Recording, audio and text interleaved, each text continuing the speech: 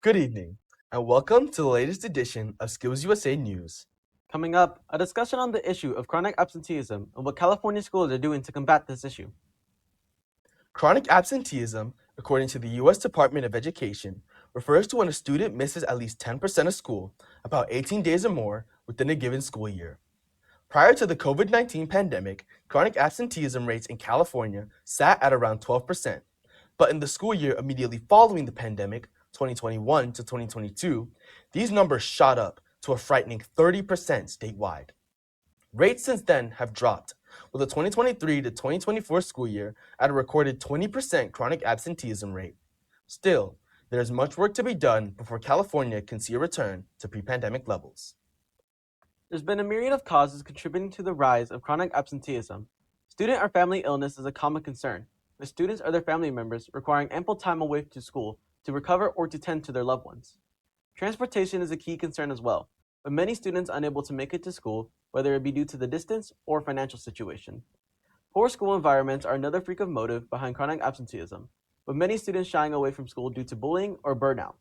In the same vein, many students report being disengaged with the material due to outdated education models or a lack of extracurricular activities. Regardless of the reasoning, chronic absenteeism causes students to fall behind academically, lowering overall academic performance. Schools are also affected by this, since many get their funding based on attendance. Despite the rise in chronic absenteeism post-COVID, California schools are taking action in order to keep their students in school.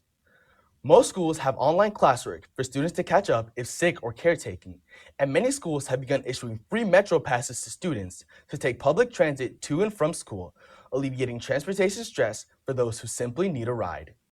Professional developments, such as capturing kids' hearts, have been implemented at a number of schools in order to foster better student-staff relationships, and many schools have mental health resources and counselors for students to better deal with life stressors and better balance their school with their academics.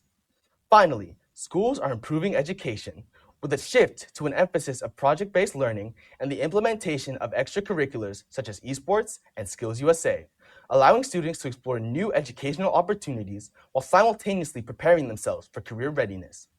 These changes hope to address the main causes of chronic absenteeism and cultivate a better student environment to encourage students to keep coming back to school. That's been this week's edition of Skills USA News. Thanks for tuning in, and good night.